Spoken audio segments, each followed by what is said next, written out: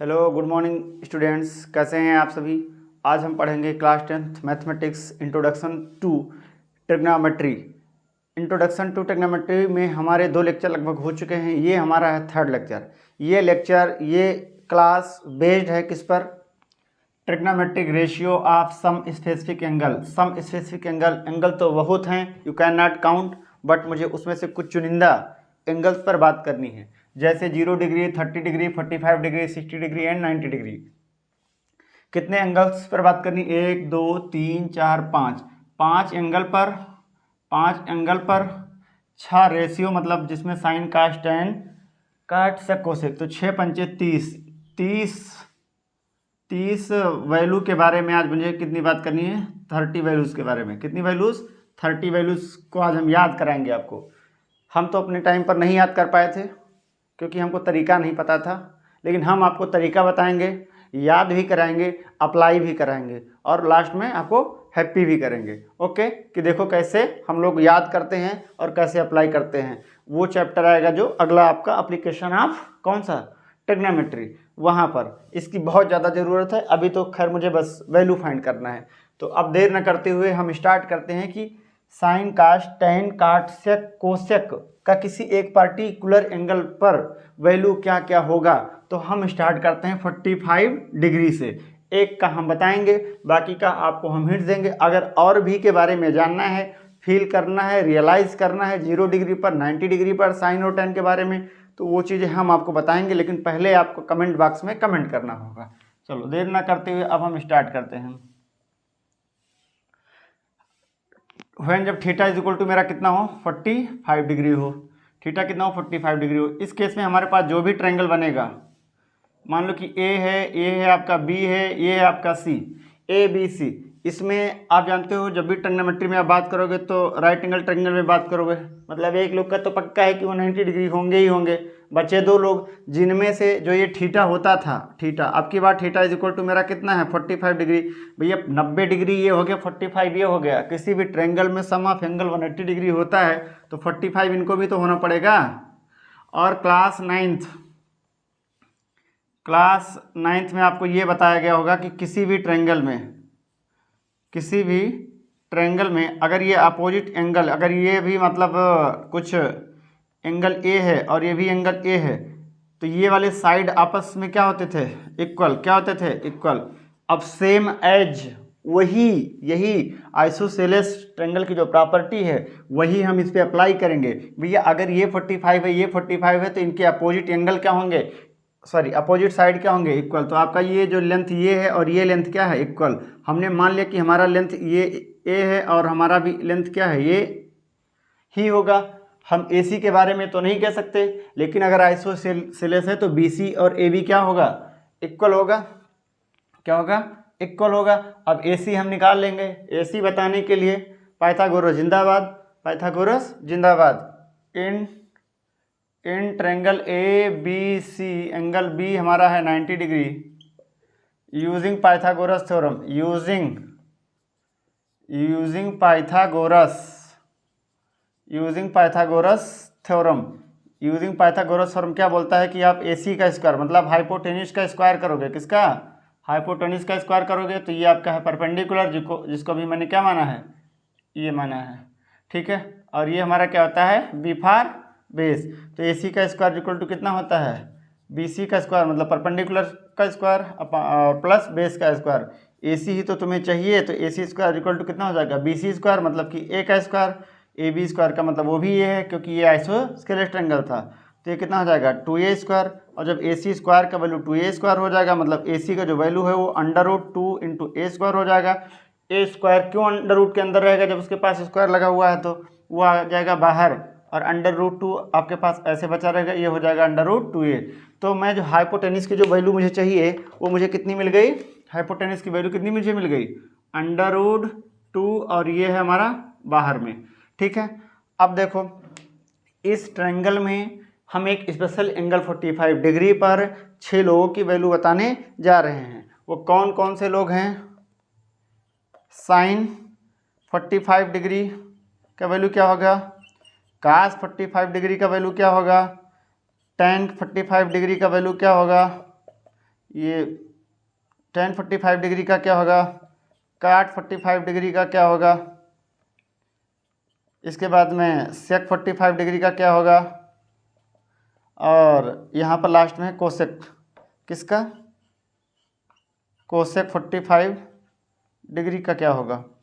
तो मैं आपको बता दूं साइन 45 जो रिलेशन बताता था, साइन 45 जो आपका रिलेशन बताता था वो परपेंडिकुलर अपन हाइपोटेन्यूज में रिलेशन बताता है ना, मतलब कि परपेंडिकुलर अपन हाइपोटेन्यूज। ये परपेंडिकुलर आपका ए माने थे तो हाइपोटेन्यूज आपका कितना आया √2a, और ये से ये जब चला जाएगा तो आपके पास कितना वैल्यू आएगा 1/√2a। कास 45 का वैल्यू, कास 45 अगर आप देखोगे तो बेस अपान में हाइपोटेन्यूज, मतलब कि बेस अपान में कितना है हाइपोटेन्यूज, बेस का वैल्यू कितना है a और हाइपोटेन्यूज का वैल्यू कितना है √2a। तो a से ये जब कैंसिल हो जाएगा तो कितना बचेगा 1/√2a। tan 45 का वैल्यू कितना होता है परपेंडिकुलर अपान बेस, तो वहाँ पर ये है यहाँ पर ये है, तो इसका वैल्यू कितना हो जाएगा आपका, इसका वैल्यू डायरेक्ट में लिख रहा हूँ 1 हो जाएगा। cot 45 का वैल्यू कितना हो जाएगा बेस अपान परपेंडिकुलर, बेस भैया a है, परपेंडिकुलर भी a है, तो इसका वैल्यू कितना हो जाएगा 1। sec 45 का वैल्यू क्या होता है, जो कास का उल्टा कर दो, कास का जो वैल्यू आया है वो कितना है 1/√2, तो ये कितना हो जाएगा आपका √2। और वैसे भी देखो कि कास का जो वैल्यू आएगा वो हाइपोटेन्यूज अपान बेस आएगा, हाइपोटेन्यूज से √2a और ये है a कैंसिल हो जाएगा तो कितना आ जाएगा √2। ऐसे कोसेक 45 का जो वैल्यू आएगा वो भी कितना आ जाएगा √2। तो मैं एक स्पेशल एंगल पर बात किया हूँ कि 45 पर इसके जो ट्रिग्नोमेट्रिक रेशियो के जो वैल्यू हैं वो कैसे आते हैं। अब हम इसका एक ट्रिक बता देते हैं, ट्रिक वो मेरा बनाया हुआ नहीं है, ट्रिक वो मेरा बनाया हुआ नहीं है, पर जिसने भी बनाया उसको मैं आपको बता देता हूँ, वो बहुत अच्छा ट्रिक है। 0 डिग्री 30 डिग्री 45 60 या 90 डिग्री पर तो कितने वैल्यूज़ को आपको याद करना है 30, लेकिन अगर इस सीक्वेंस में याद करो तो जल्दी याद हो जाएगा, ठीक है। तो हम इसको इरेज करते हैं और देखो यहीं पर हम बता देते हैं आपको। पहले मुझे जो थीटा की जो वैल्यू है, थीटा की वैल्यू वो हमारी 0 डिग्री पर, 30 डिग्री पर, 45 डिग्री पर, ये आप अभी इसके बारे में हम आपको बताएंगे तो आपको अचंभित लगेगा। 0 डिग्री 30 डिग्री 45 डिग्री 60 डिग्री और ये कितना है 90 डिग्री, ठीक है। हम इसमें क्या करेंगे, पहले हम ले लेंगे 0, फिर लेंगे 1, फिर लेंगे 2, फिर लेंगे 3, फिर लेंगे 4। ये पहला स्टेप। क्या करना है 0 के नीचे 0, 0 से स्टार्ट करना है, 4 तक जाना है, 0 1 2 3 4 जाओगे। नेक्स्ट स्टेप क्या करना है, नेक्स्ट स्टेप में इसको सभी लोगों को 4 से क्या कर देना है डिवाइड, क्या कर देना है 4 से डिवाइड। अब या तो आप भैया मन में कैलकुलेशन कर लो, किसमें मन में कैलकुलेशन कर लो, और या अगर हो पाए तो आप इसको 0/4 को करोगे तो कितना हो जाएगा 0, 1/4 को करोगे तो 1/4 ही रहेगा, 2/4 को करोगे तो 1 कितना हो जाएगा 2 हो जाएगा, और 3/4 को आप लिखोगे तो ऐसे ही हो जाएगा। या एक काम करो आप, ये पहला स्टेप क्या हो गया 0 1 2 3 4 हो गया, और दूसरा स्टेप कितना हो गया 4 से डिवाइड, और थर्ड स्टेप क्या हो जाएगा आपका अंडर रूट लगा दो, क्या लगा दो अंडर रूट सब पे लगा दो, क्या लगा दो अंडर रूट लगा दो, समझ में अंडर रूट सब पे लगा दो। अब 0/4 क्या हो जाएगा 0, और अंडर रूट 0 का वैल्यू कितना हो जाएगा आपका 0, कितना हो जाएगा 0, कितना हो जाएगा आपका वैल्यू 0, ये वैल्यू हो जाएगा 0। 1/4 है 1/4, 1 तो अंडर रूट के बाहर आएगा 1 ही होगा, लेकिन 4 जब बाहर आ जाएगा तो कितना हो जाएगा 1/2, और ये किसका वैल्यू है 2/4 है, तो कट जाएगा 2 4 को कैंसिल कर देगा तो 1/2, और बाहर आ जाएगा तो 1/√2 हो जाएगा, और ये हो जाएगा आपका √3/2, और ये 4 4 कैंसिल हो जाएगा तो कितना हो जाएगा 1। मैं आपको बता दूं जो ये आप वैल्यू निकाल रहे हैं किसका, ये जो वैल्यू था अभी ये था साइन का, किसका था साइन थीटा का, किसका वैल्यू था साइन थीटा का वैल्यू, किसका वैल्यू था साइन थीटा का वैल्यू, किसका वैल्यू था साइन थीटा। और आपको आपके सर ने मैं भी बताया हूँ कि अगर साइन थीटा मिल जाए तो हम बाकी सारे लोगों को निकाल सकते हैं भैया। Sine 0 value 0, 30 degree value 1/2, 45 degree value 1/√2, 60 degree value √3/2, 90 degree value 1।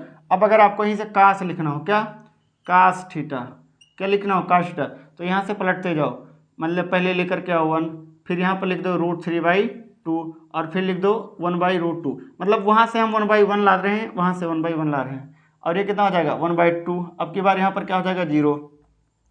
तो आपको साइन का वैल्यू मिल गया, कास का वैल्यू मिल गया ना, आपको साइन का वैल्यू मिल गया कितना 0, 1/2, 1/√2, √3/2, 1। कास की भी वैल्यू आपको मिल गई। और जो tan होता था कौन, tan थीटा, तो tan थीटा ही आपका क्या होता था साइन थीटा अपान में कास थीटा होता था। तो भाई जब फार्मूला वहाँ था तो वैल्यू का भी यहाँ पर अप्लाई कर सकते हो। अब देखो tan 0 की वैल्यू क्या आएगा, साइन 0 की वैल्यू अपान कास 0 की वैल्यू। साइन 0 की वैल्यू 0 है, कास 0 की वैल्यू 1 है, तो 0/1 करोगे तो कितना हो जाएगा आपका, 0/1 करोगे तो कितना हो जाएगा आपका 0 हो जाएगा। 1/2 और √3/2 जब आप करोगे तो डिनोमिनेटर में 2 और 2 कैंसिल हो जाएगा, कितना हो जाएगा 1/√3, कितना हो जाएगा 1/√3, और 1/√2 जब कैंसिल करोगे तो कितना हो जाएगा 1, √3/2 1/2, 2 और 2 कैंसिल हो जाएगा, तो आपके पास क्या बचेगा √3, और 1/0 करोगे तो क्या हो जाएगा आपका इनफाइनाइट। अब भाई तीन चीज़ों को वैल्यू मिल गई, साइन का मैंने ट्रिक से बताया, कास का भी अपना वाला ट्रिक लगा दिया कि पलट देते हैं, और tan वाला जो डिफाइंड होता है कि साइन अपान कास कर दो तो इसका वैल्यू आ जाएगा। अब हम लोग बात करते हैं कि हम पूरे सेक और कोसेक सबका वैल्यू निकाल लें, तो निकाल लीजिए, 3 का निकल गया है, अगर स्पेस नहीं है तो कहो तो मैं मिटा दूँ, चलो मिटा लेते हैं।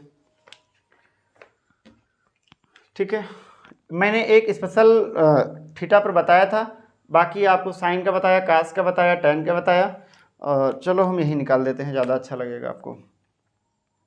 या ठीक है, साइन कास tan, ये हमारा क्या था ट्रिक था, और अब हम सभी लोगों की वैल्यू बता देते हैं आपको। यहाँ पर हमारा रहेगा थीटा एक ये है, ये हमारा रहेगा 0 डिग्री, 30 डिग्री, 45 डिग्री, 60 डिग्री, और ये 90 डिग्री। पहला हमारा होता है साइन थीटा, और दूसरा होता है कास थीटा, तीसरा होता है tan थीटा, और चौथा होता है काट थीटा। ये थीटा है बेटा, ये वो मत समझ लेना। और ये हमारा सेक थीटा, और ये हमारा है कोसेक थीटा। कितना है कोसेक थीटा, अभी मैंने आपको बताया कि साइन 0 की वैल्यू कितनी होती है 0, साइन 30 की वैल्यू, साइन के सामने 30 के नीचे 1/2, 45 साइन के सामने 45 के नीचे 1/√2, साइन के सामने 60 के नीचे √3/2, साइन के सामने और ये 1। ठीक है, साइन के सामने 90 के नीचे 1। अब साइन का हो गया, उधर मत देखो, तो देखना पाप है। कास थीटा का निकालना है, यहाँ से स्टार्ट करो, 1 उतार दो, √3/2 उतार दो, और 1/√2 उतार दो, और 1/2 उतार दो, और ये कितना हो जाएगा 0। क्या हो जाएगा 0। tan थीटा का वैल्यू 0/1 हो जाएगा ना, क्योंकि साइन थीटा अपन कास थीटा होता है, तो ये हो जाएगा 0। 1/2 और √3/2, 2 कैंसिल हो जाएगा, तो 1/√3, और ये हो जाएगा 1, और ये हो जाएगा √3, और ये हो जाएगा इनफाइनाइट, क्योंकि 1/0 करोगे तो कितना हो जाएगा इनफाइनाइट, ये इनफाइनाइट है। ये काट थीटा की वैल्यू पलट दो इधर से, ये इनफाइनाइट हो जाएगा, ये √3 हो जाएगा, ये 1 हो जाएगा, और ये 1/√3 हो जाएगा, और ये कितना हो जाएगा 0। अब सेक का वैल्यू निकालने के लिए आपको कास का क्या कर दो उल्टा, तो जब कास का 1